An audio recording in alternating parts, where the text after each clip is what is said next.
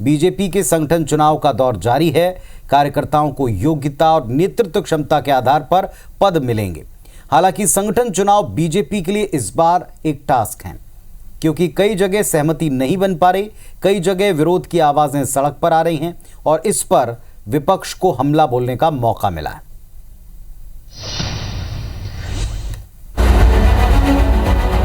छत्तीसगढ़ में एक तरफ जहां साय कैबिनेट के विस्तार की सुगबुगाहट है, तो दूसरी तरफ बीजेपी के संगठन चुनाव से जुड़ी खबरें सुर्खियों में हैं। मंडल अध्यक्ष के चुनाव को लेकर जो तस्वीरें सामने आईं, उसने पार्टी संगठन को चिंता में डाल दिया।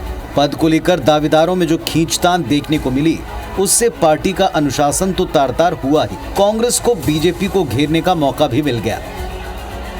भारतीय जनता पार्टी में अंदरूनी प्रजातांत्रिक व्यवस्था नहीं है। आज थोपे हुए लोगों को बैठाया जा रहा है, जो प्रभावशील जो नेता हैं उनके द्वारा जो अपने पसंदीदा लोगों को पदों में बैठाने की कवायद चल रही है।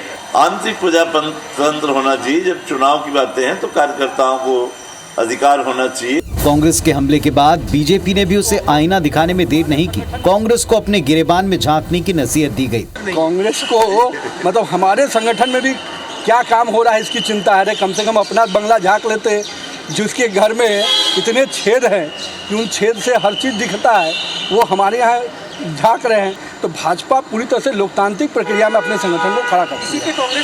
कांग्रेस में संगठन में लोकतंत्र नहीं है।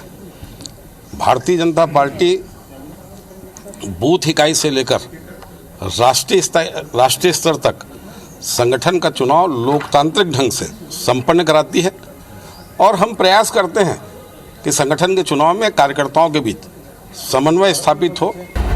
बीजेपी देश की कैडर बेस्ड पार्टी है, जो खुद को दुनिया की सबसे बड़ी पार्टी बताती है और अपना आधार कार्यकर्ताओं को गिनाती है। साफ है, बीजेपी का कुनबा बढ़ा है, जिसमें बाकी दलों से कई नेता शामिल हुए हैं।